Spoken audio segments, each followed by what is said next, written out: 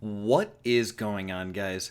Today, we are going to be talking not about One Piece like usual, but today I want to talk about Demon Slayer, which is something I generally don't do. I think I've only made like one video on it actually, and I'm not even 100% sure I did end up making that video, so I'd have to check on that. But I love Demon Slayer. I give it a solid 8. Obviously, Ufotable took it to the next level with the animation quality and just the overall production.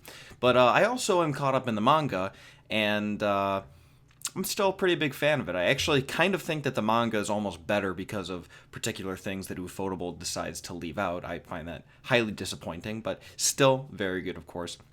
But so today, I wanted to talk about basically the main characters, with the exception of Inosuke, Zenitsu, and Tanjiro, the Hashira, who you only get a glimpse of at the end of the anime, but then end up, like I'm saying, basically being the main characters towards the end of the story. So I would like to rank them, not based on how strong I think they are, which would be a totally different thing, but based on how much I enjoy their characters. So I will say, this is going to be accounting for things that have gone down in the manga, of course, because the only people that really have gotten anything in the anime would be Shinobu and Tomioka.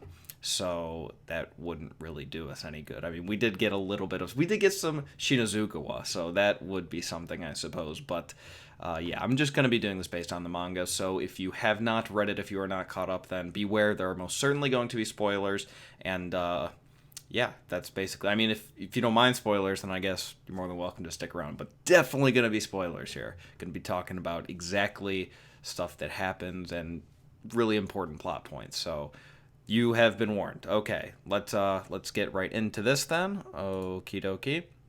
Here we go. Okay, so first, okay, now this is great because I really don't understand this one. We have Tomioka, of course, and I'm gonna be pretty blunt here.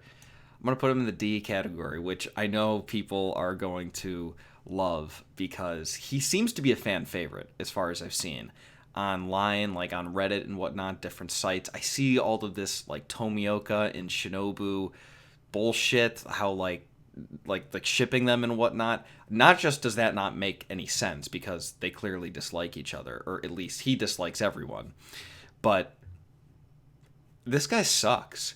I mean, I know he's the one that we by far get the most of, and he kind of is the most important in the story since he is the reason that Tanjiro is on the journey that he's on and all that stuff. But I mean, he's so uninteresting.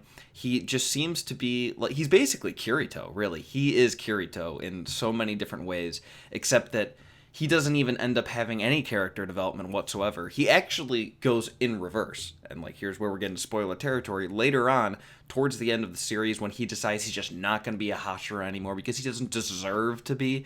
I mean, like, they're having these training camps and whatnot. Everyone's preparing for this final battle to take down Muzan, and he's just being a pussy for absolutely no reason. He's not going to contribute to this effort, which is obviously extremely difficult based on what's currently going on there.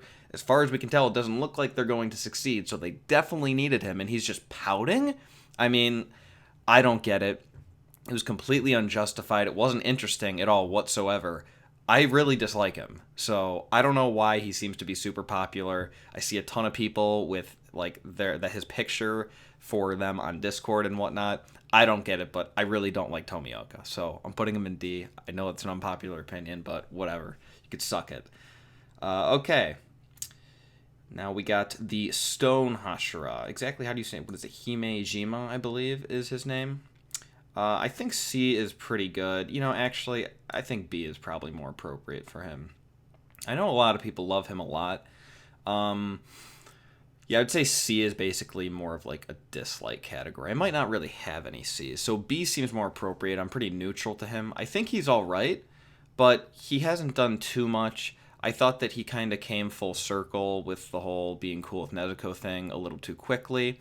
I do appreciate how he is confirmed to be the strongest of the Hashira, especially considering the fact that he's blind, and his backstory is pretty interesting, but it's nothing special, and he doesn't have too much of a place in the story, so it's not like I'm going to say he's one of the best. I'm pretty neutral to him, but he's definitely alright. I don't have much of a problem with him whatsoever.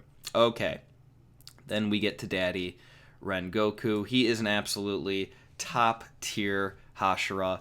I would probably say specifically my second favorite. Yeah, I guess since there's only 9 here, that I will I will put them in order, so the farther to the left, the higher I rank them. Rengoku is probably my second favorite Hashira. He is the main character, basically, of the Infinity Train arc, and I was so pumped the entire time. He is just a total badass. How he is able to, his body moves while he is in a sleep-like state. He's just an animal. I love fire in general, fire abilities, and he is the Flame Hashira, so that is super cool. I love his character design. His personality is amazing. The way that he came around to being okay with Nezuko, I thought was way better. He was able to appreciate Tanjiro for what he was, and Nezuko was actually able to help in that mission as well, so that was fantastic. He assigned a train for Zenitsu and Inosuke to protect by themselves, and then he protected 4 of them. He was able to move just so quickly. That was the first time we really got to see a Hashira in action. I mean, we'd seen a little bit from Tomioka and Shinobu, but those were much less difficult situations where he was going full out using his abilities here. And then we even get to see him fight an Upper Moon. So that was extremely exciting. He almost defeated him, despite the fact that that is, like, insane. I don't know how that would even be possible, considering what we've seen in this last arc. That seems to be like a huge accomplishment. So he would have ended up losing, but it would have been very close. So in fact, he did end up losing, actually, I suppose. So yeah, that was sad. I really didn't see that coming, especially since it was his first arc where he really appeared. But holy shit, that was insane. And the way he went out, the conversations he had with the 3 was awesome. He inspired Inosuke and Zenitsu to be even better characters in the future. So Rengoku is fucking awesome. Definitely one of my favorite characters. Okay. Now we have Tokito. And as you see here, there for some reason, I mean, this I believe is Tokito. I don't know why this is here, so I guess I'll just leave that. I'm gonna definitely put Tokito in the A tier. I feel like I need an A plus tier, honestly. But yeah, that's all right. Tokito, I definitely am a huge fan of. Wasn't so much for the majority of the story. I basically considered him just slightly better than Tomioka. I mean, he didn't really have any character whatsoever. He just had some kind of amnesia situation going on, and because he was just naturally so powerful, he kind of acted like an asshole to people. But then we finally learn his backstory when he recovers from that amnesia, and we find out he actually is like the kindest kid ever. And even though he's only like, I believe he's 14 years old, he is one of the Hashira so far that have actually laid down his life, and he did it to defeat Upper Moon 1. So that was a huge thing, especially considering he was with Himejima, I believe. I feel like I'm mispronouncing that. He was with him as well as Shinazugawa.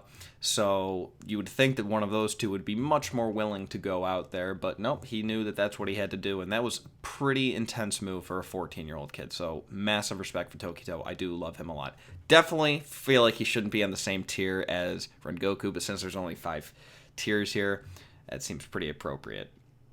Okay, Obanai. Yeah, I guess I'll just put him at C. I mean, so, like, C, again, is where I would say that I have a negative feeling towards them then. He would have been D up until, like, the most recent chapter. I believe it was the most recent chapter. It was either that or the second most recent. It's when we finally get his backstory, what he's all about. So while I've seen it now that I have seen it, I have much more sympathy for how he is kind of an asshole. I mean, he never really was a likable character. It's just the backstory is kind of justified a little bit more for me.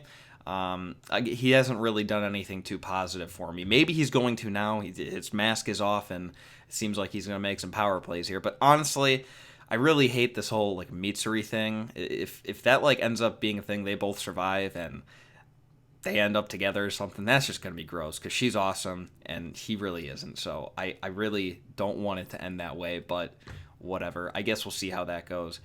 I don't think I have to explain myself too much here. I don't think anyone really likes him. So, okay. Shinazugawa. Now, this is a good one. This is something that I know most people do not agree with me on, but he is super fantastic in my opinion. I've had to explain my reasoning many times.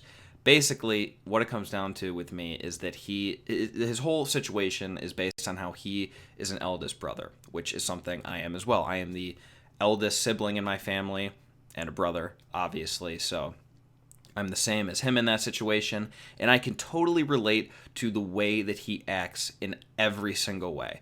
He had his entire family massacred by his mother, who turned into a demon, except for his younger brother ended up surviving. And he had to kill his demon mother then in front of his younger brother. And when Genya, his younger brother, did see this and he started yelling at Shinazugawa, Shinazugawa did kind of start acting like he hated Genya, but in reality, what he was doing was he was trying to, when he became a demon slayer, of course, when he became a Hashira, he wanted to protect his younger brother. He wanted to keep him away from that life, so he tried to make Genya hate him. This is not explicitly explained, but I understand very perfectly what Shinazugawa is doing.